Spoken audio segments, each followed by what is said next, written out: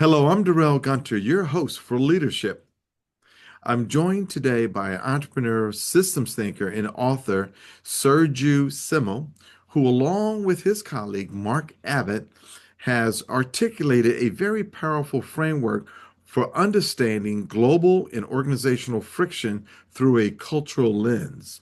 Their concept, the Cold War of Cultures, explores the hidden tensions between monochronic and polychronic worldviews and how these dynamics shape everything from business operating systems to international stability.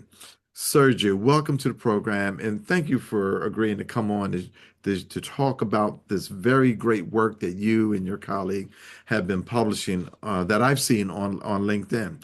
It's titled The Cold War of Cultures and Business Operating Systems. Welcome. My very much pleasure. Before we jump into the Cold War of cultures and business operating systems, can you share with our audience, give us a review of your great background, education, and accomplishments? As I usually joke, Darrell, I was born at a very young age. So that distinguishes me from the rest of the humans on the planet. Of course, I'm joking. Uh, so let's see. As you can tell from my very strong Boston accent, and I'm based in Boston. I was born actually in a different place. I was born and grew up in communist Romania Mm. and managed to escape communist Romania about 44 years ago. And after a short stay in Europe, waiting for my immigration papers to the United States, I had some family here. I came here and essentially, initially, I was in Minnesota. I went to graduate school, Okay. University of Minnesota, and ended up with a graduate degree in computer science. Mhm. Uh, and um, uh, and the reason I was in Minnesota is that that's where my family lives. So I lived there for about 5.5 years. And then I came to Boston about 39 years ago, and I've been living in the Boston area ever since. And at some point in time, I got bitten by the entrepreneurial bug. In Uh, 1991, I co-founded my first business, which was a software company, a fairly deep software company based on technology that a friend of mine and I had worked with, kind of on the side for a number of years prior to that. I ended up actually running the company for a few years. And then in late 94, 95, I started my second startup, and also with two partners. And we ended up actually growing the business quite rapidly. This was before the first kind of bubble in the high-tech industry. So we grew from like 3 or 4 people to about 60 in about 18 months.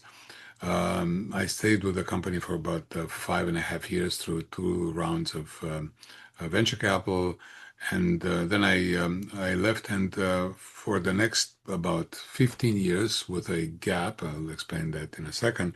I essentially created a practice of what in the language today you would call a fractional chief product officer for a whole bunch of SaaS companies. Of course, these words didn't exist in the late 90s, early 20th century and so forth, but I'm kind of retroactively applying that. Now, in the middle of that, I actually started my third business, which was a, well, initially audio and then web-based educational company that I ran for about 7 or so years, and then I returned to my practice. So, interestingly enough, about 12 years ago, kind of semi-coincidentally, although of course, we know that maybe there are no such things as coincidences. I was introduced to a gentleman who had written a very interesting book called Traction. mm, His name is Gino Wickman, and the book described a business operating system. And as I was reading the book, I very much, connected with the book. And of course, the idea, the thought that was coming to my mind is, oh my God, if I had known this stuff when I was actually running my own businesses, I would have been so much more successful. To make a long story short, I joined a emerging group called EOS Worldwide, and I became an EOS implementer. That was 12 years ago, and ever since, I've actually have had this practice of being a business coach, essentially guiding founders, CEOs, and their leadership teams on growing their business faster and easier and with more joy than they ever thought possible. Of course, initially I started as an iOS implementer, and then I actually expanded the suite of concepts and tools and disciplines. So right now I consider myself kind of a business operating system independent type of person, and I work with entrepreneurial businesses, businesses somewhere between say 10 to about 1,000 people, and helping them grow. And I've had about 75 plus companies that I worked with over the past 12 years, quite a few, and I really enjoy this very much. And one of the reasons I moved in that direction is that I discovered, perhaps a little late in my lifetime, that I was more interested in people rather than technology per se. Of course, there's a piece of me that's pretty geeky, which actually explains why about a year or so ago, I also started embracing the new and rapidly exploding technology of artificial intelligence, and primarily generative AI. So I joined a collaborative of AI experts, and we developed a whole bunch of educational courses for upskilling people. So I'm essentially now in my work as a BOS, as I call it, or business operating system coach, everything is now infused with AI. Wow, And that's the story. that is a fabulous story, and maybe no, not maybe, we will have you back to talk about some of your experiences within those, and what were some of the best lessons learned. For Sure. Sergio, for those who are unfamiliar, how would you briefly introduce the idea, the Cold War of cultures? Well, first of all, um, there's a fundamental concept underneath all of that stuff, which is basically the concept that culture is the most important part of a business. We there's a famous line that we often attribute to Peter Drucker that goes like this, culture eats strategy for breakfast. So, and the meaning of that sentence is that it doesn't matter how superb of a business strategy you have, or product, or services, or et cetera, et cetera. If your culture is not the right culture, essentially the likelihood of success goes deeply down. And most companies actually fail. And this is actually also connected to the fact that I strongly believe that, and I tell this to all my clients and prospects, that by and large, there are no such things as business issues. There are only people issues. Because give me any business issue that you think you have in your business, and we can drill down through it. And at the bottom of it, most likely, in the vast majority of the cases, perhaps even 100% of the cases, we will land on a people issue. Somebody didn't do this. Somebody did this wrongly. This was supposed to be done. There was no human to do it, etc., etc., etc. Right? So as was, the reason I'm bringing this up first is that fundamentally businesses are collections of people kind of uh, aligned in a certain direction, and the more alignment there is, the faster they all go towards essentially goals. Now, um, of course, culture is that which permeates everything that happens in a business. So first of all, vis-a-vis the article or the series of articles that you're mentioning that were actually published on Substack, Mark Abbott, the founder and CEO of the company on 90, whom I've known for a number of years, is actually kind of the principal instigator of all of that research and work. I served primarily as his sounding board and helper in constructing all this articulation. So I have to give him the credit of actually bringing this notion to the world of business. He's been a very successful business. 90, the company is a SaaS, provider of a platform for running business operating systems. So, in the general societal level, we have essentially two types of cultures, and this particular, worldview was actually created by a gentleman whose name is Edward Hall, and who actually invented these terms. So on one hand, you have cultures that are, the what we refer to as the monocultures or monochronic cultures.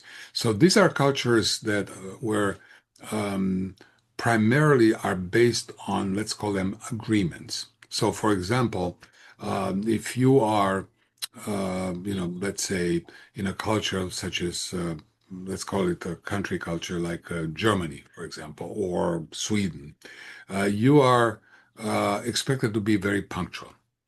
And if you are not, people really, really have a problem with that. Okay?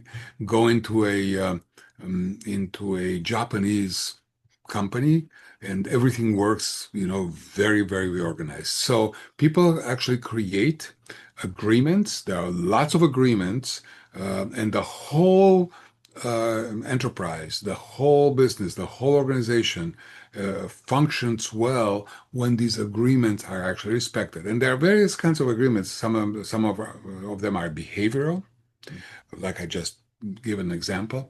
Some of them are actually core values. So we all agree that this is what's expected of us to function well, or how do we behave inside the culture, etc., etc. So that's one form of culture. In opposition, in contrast to that, there are these other types of cultures which we call polychronic cultures or polycultures. So the fundamental notion, the same way in monochronic cultures, agreement is one of the fundamental notions. Here, the fundamental notion is relationships. So think, for example, on how, um, let's say, companies work in the Middle East, right? If you have ever had an experience with let's say, a Saudi, family business, or or many family businesses, even in this country, but, let's look outside for a minute, or businesses in India and so forth, you can see that actually relationships are the most important part.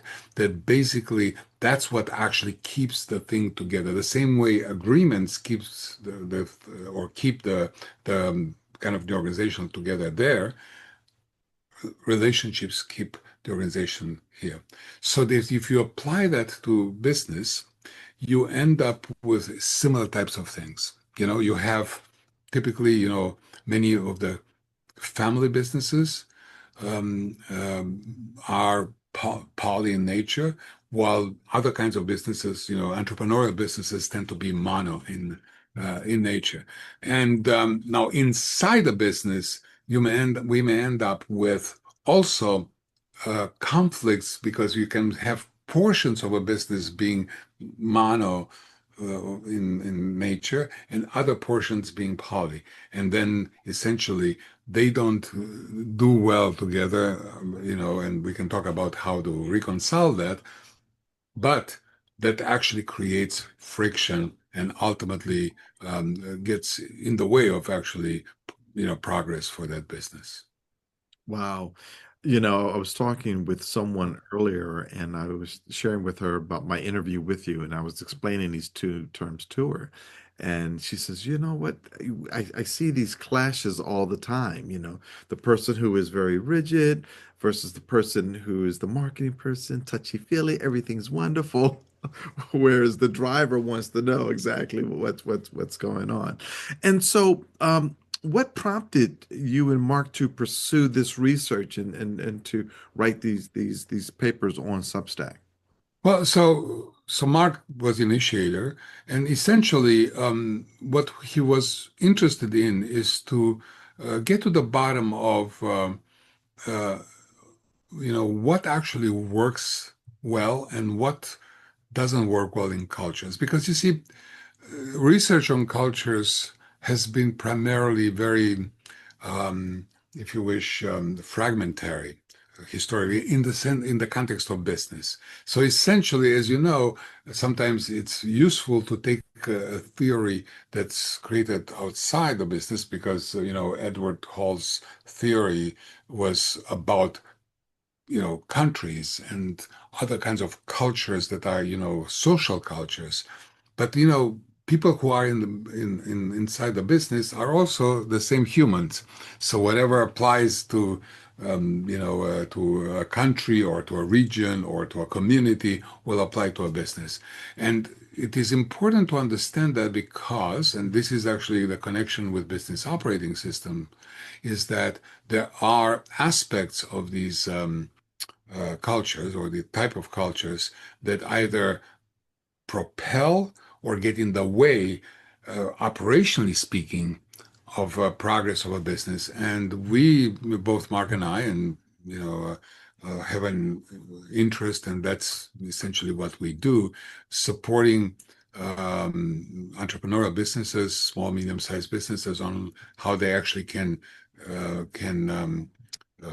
make progress in these stages of development of the business, starting from a startup all the way to, let's say, from a founder's perspective, the exit part. So there are actually several stages, and through this evolution, you want to actually end up with the least amount of internal friction, so you can actually evolve the business relatively easy.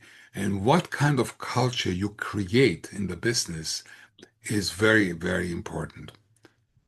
What are some of the best principles that a CEO, a new CEO going into a situation, can leverage to understand the monochronic and the polychronic and discern, okay, how do I bring these together so we can get the best productivity out of the team? Right. So, there are several notions that actually come into play to achieve that, what part of your question. And there's an interplay of all these parts. So the answer is actually not a very simple answer. So on one hand, um, what I would say to a founder CEO is that you need to make sure that you, in a very deliberate and thought out and thoughtful way, set and promote and cultivate a particular type of culture. And that culture, if you actually want to grow that business, as opposed to being, not all businesses need to be grown. If there are businesses that are what we sometimes refer to as lifestyle businesses that are totally fine. But if you want to actually scale up the business over time, um, it is important to actually establish these kinds of, and we call them agreements up front. So the first, actually one of the forever agreements, as we call them in business operating systems, is the agreements we call, or people refer to as core values, right? So discovering what are the core values and what they mean, and actually constantly cultivating. So every single person that you add over time to the organization needs to embrace and display these core values fully is very important. Mhm. Simultaneously, we also know that one of the most important ingredients of a well-functioning organization is the level of trust that exists within teams, within organizations. That's also part of it. I mean, and we can look at, for example, at the work, the great work that over the past couple of decades, Patrick Lencioni has done, about team dysfunctions and so forth. I'm referring to the five dysfunction of a team, et cetera, et cetera, et cetera.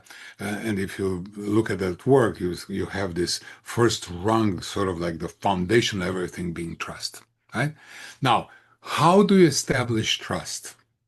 So that's actually very interesting because in a polyculture, trust is established through relationships. If you are my brother, I trust you.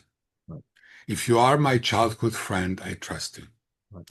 Now, that may work for a while. Mhm. But what happens if the business has evolved to the point that you, Darrell, my brother, are now not well suited for this company or for the function that you traditionally have? Right. And that's basically where you have the clash. That's the Cold War.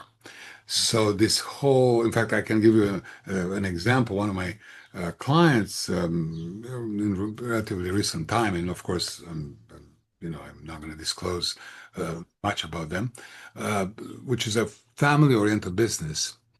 One of the biggest issues that the two owners, it's about multi-family business, two families, and the business has been around for 60 years.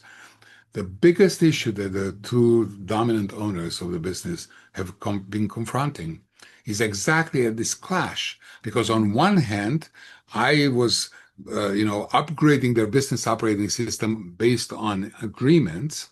At the same time, they were basically struggling and having a really hard time on how to figure out how they can actually, and you may smile at this, but people who have any experience with family businesses would actually understand exactly what I mean.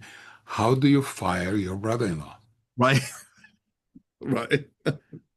or your brother or Right. your nephew or whatever you want to know for good reasons? Now, so that's basically one very common but very simple form of this clash. That's the Cold War that we're talking about, because it's not a war in the sense of people actually throwing missiles at each other, um, uh, but it is actually a conflict that needs to actually be resolved Yes. Yes. inside businesses. And so, when you're walking your clients through these two types of cultures, um, how do you get them to self-identify and self-recognize where they're having some, you see what the problems are, but getting them to not only recognize them, but then accept responsibility for addressing them. Well, so the core of my work is to upgrade their business operating system. Hmm. And the business operating systems that we normally use for small, medium-sized businesses are actually monocultural business, operating systems, Get the right? discipline in there. Because we start, if whether that's the entrepreneurial operating system or EOS, whether that's scaling up or previously known as Rockefeller Habits, whether that's Pinnacle, whether that's 90, whether that's 4DX, whether that's OKR, blah, blah, blah.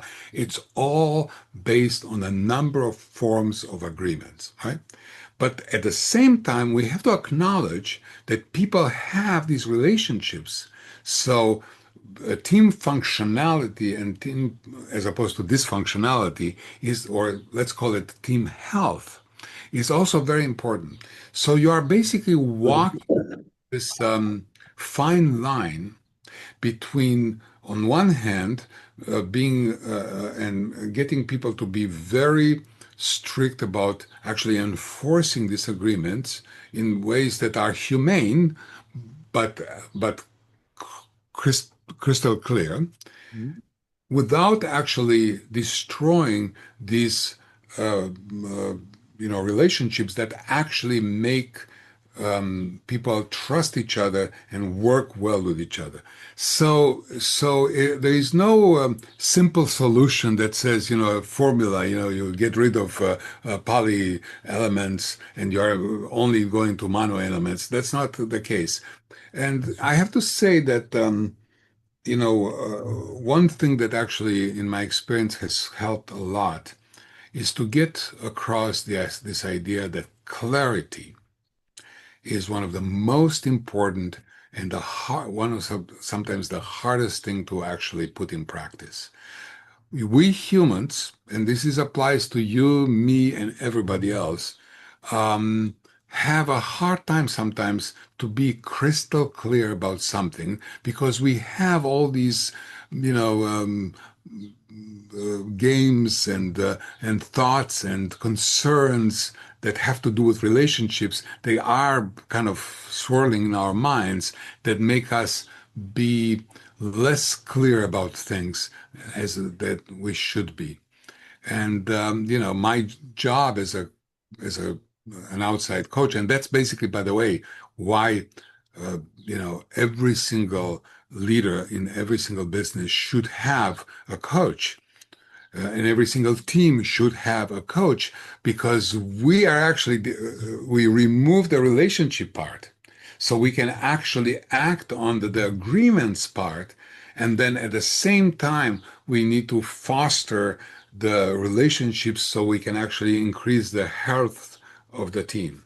So that's basically the balancing act. So, and I'm sure that some people who may be looking for some sort of a silver bullet formula may say, "Oh, yeah, this is actually kind of he's avoiding the answer." Well, no, it's just that's the reality of the practical reality of actually running a business. So anybody who thinks that running a business and by running a business, I don't mean just from the CEO perspective. Running any organization, any team is an easy business. They need to think twice. It's actually hard. Yes. It's not it's not complicated, but it's not easy. Wow. Sergiu, believe it or not, we are almost out of time. This conversation is fantastic. Um, One closing question, and we got like a minute. What's the one misconception that people have about culture and systems that you wish every leader understood? That core values are optional. They're not. You have to have clarity. And by the way, the core values need to emerge from the founder CEO, and then you have to align the leaders first, and then the rest of the organization around it. And there are ways to do this in a very systematic way, but core values are not something that we define. We actually discover them because they are all emerging from the kind of the psychology of the founder CEO. Wow. Sergey, thank you for unpacking such a complex and urgent topic. For those interested, I highly recommend for you to go to his Substack and read the Cold War of Culture series. It's a lens that changes how we see teams, companies, and nations. Thanks again for coming with us. But before we go, how can people get in touch with you? Well, first of all, on LinkedIn. So my name is spelled Sergiu, and the last name is Simmel. So reach out and say that you listen to this conversation and you want to connect, and then we'll take it from there. It's probably the simplest way to get in touch with me. That's beautiful. Well, again, ladies and gentlemen, we're here with Mr. Sergiu Simmel, who co-authored the work The Cold War of Cultures and Business Operating Systems as our in-studio guest. Thanks again, Sergiu, for coming on the program. Thank you so much for having me, Darrell, and I really appreciate it. Oh, it's my pleasure. Ladies and gentlemen, this is Darrell Gunter, your host for Leadership on WSOU 89.5 FM and on every podcast everywhere. We want to wish you have a very good day or evening, but remember, leadership, it begins with you.